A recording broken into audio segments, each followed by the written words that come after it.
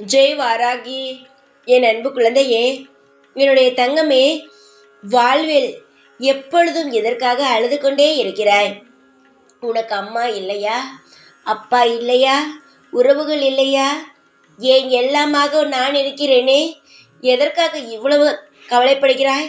அம்மா அப்பா எல்லாமும் உனக்கு நானாகவே இருக்கிறேன் போது எதற்காக நீ கவலைப்பட வேண்டும்? இரவில் தூங்கும் பொழுது அழுகிறாய், வீட்டில் யாரும் இல்லாத பொழுது அழுகிறாய். ஏதாவது ஒரு விஷயத்தை மனதுக்குள் வைத்து கொண்டு இவ்வளவு அழுவதற்கு என்னத்தான் காரணம் தங்குமே? வாழ்வில் மனிதனாக பிறந்து விட்டால் ஒவ்வொரு கஷ்டம் இருக்கும்.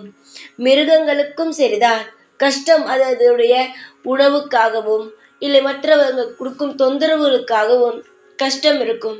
உயிராக பிறந்து விட்டாலே இந்த பூமியில் கஷ்டப்பட்டுத்தான் வாழ வேண்டும். நீ நினைக்கிறாய் பணக்காரனுக்கு கஷ்டமில்லை, ஏழைக்குத்தான் கஷ்டம் என்று நீதான் நினைக்கிறாய். ஆனால் எல்லோருக்கும் அவர்களுக்கு தகுந்தது போலவே கஷ்டங்கள் இருக்கத்தான் செய்யும். ஆனால் நீ என்ன நினைக்கிறாய்? கஷ்டமே இருக்கக்கூடாது என்று. கஷ்டமே இல்லாமல் எல்லாம் இருக்காது. ஏதோ ஒரு இடத்தில் கஷ்டம் இருக்கும், ஆனால் சந்தோஷம் அதிகமாக தரப்படும். நான் உனக்கு ஒன்று சொல்கிறேன். கஷ்டத்தை நான் உனக்கு கடுகளவு கொடுத்தால் உனக்கு சந்தோஷமான விஷயத்தை வெள்ளத்தின் கட்டி எவ்வளவு உருண்டையாக இருக்கும் அந்த அளவை தாண்டியே நான் உனக்கு சந்தோஷம் தருகிறேன். புரிகிறதா? அதனால் எதையும் நினைத்து வருத்தப்படாதே. கஷ்டமே இருக்கக்கூடாது என்று நினைக்காதே. ஒவ்வொரு கஷ்டப்படும் பொழுதுதான் என்ன வாழ்க்கை, எப்படி வாழ்க்கையை வாழ வேண்டும் என்பதே புரியும்.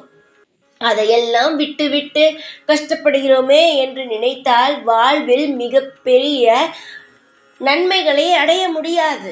கஷ்டம்தான் ஒருவனுக்கு நல்ல விஷயத்தை சொல்லித்தரும். கஷ்டம் ஒருவன் படுகிறான் என்றால் அந்த நேரத்தில் தான் அவன் என்ன தவறு செய்கிறான் என்பதையே அவனுக்கு புரிய வைக்கும். அதனால் கஷ்டத்தை பார்த்து யாரும் வெறுக்காதீர்கள்.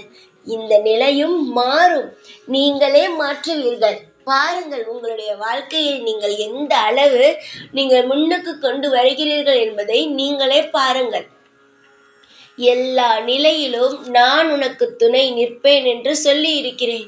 என்னுடைய வாக்கினை எப்பொழுதும் நீ பயபக்தியோடு கேட்கிறாய்.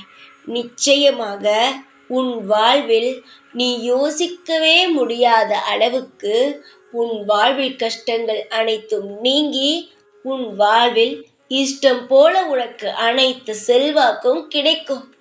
யோகம் என்பது வாழ்க்கையில் ஒருவனுக்கு எப்பொழுதாவது தான் வரும். உனக்கு இப்பொழுது வரப்போகிறது. பயன்படுத்திக்கொள். வாய்ப்புகள் யாதையும் விட்டுவிட்டால் நன்மைகள் நடக்காது. வரும் ஒவ்வொரு வாய்ப்புகளையும் உனக்கு சாதகமாக நீ அமைத்து கொண்டால் மட்டும்தான் எல்லாமே நடக்கும். நீ இருக்கிறாய், இன்னொரு நபர் இருக்கிறாய் என்று வைத்துக்கொள்.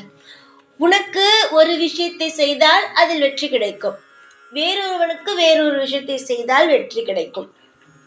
நீங்கள் இருவருமே ஒரே விஷயத்தை செய்தீர்களானால் யாரோ ஒருவருக்கு வெற்றி கிடைக்கும். சரியா? அதனால் அவனை பார்த்து நீ எந்த விஷயமும் செய்யக்கூடாது. உன்னை பார்த்து மற்றவனும் எந்த விஷயமும் செய்யக்கூடாது.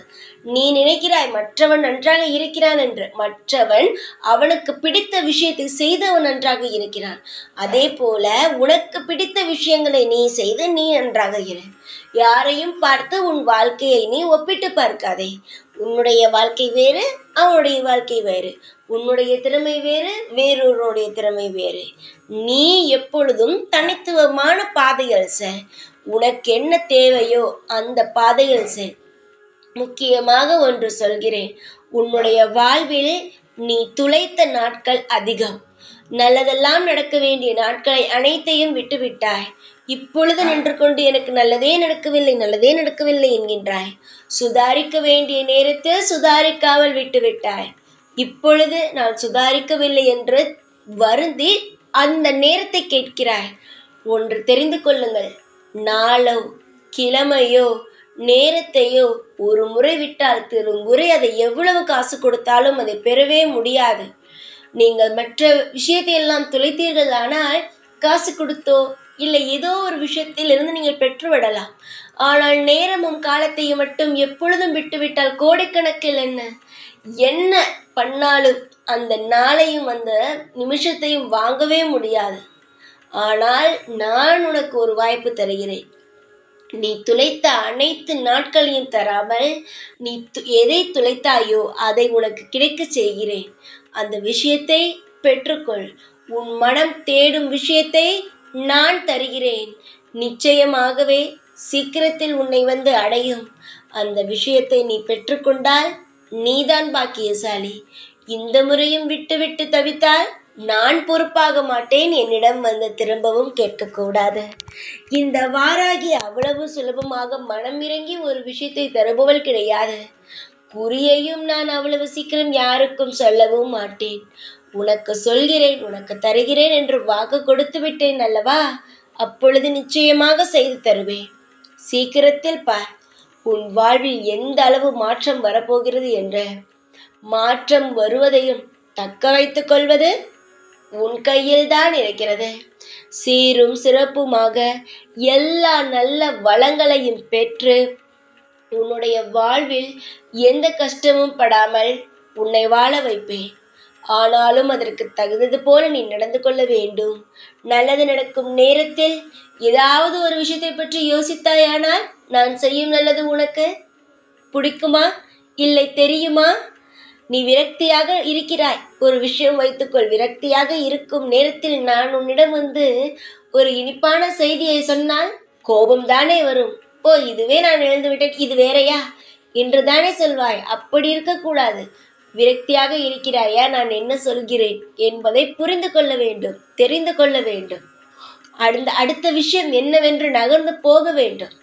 விரக்தி, கவலை, துக்கம் இதெல்லாம் வாழ்வில் வருவதுதான். ஆனால் அதெல்லாம் தாண்டி போவதுதான் வாழ்க்கை. அடுத்தடுத்து வாழ்க்கை இருக்கிறது. உனக்கு குடும்பம் இருக்கிறது. குடும்பத்தை நீதான் கரை சேர்க்க வேண்டும்.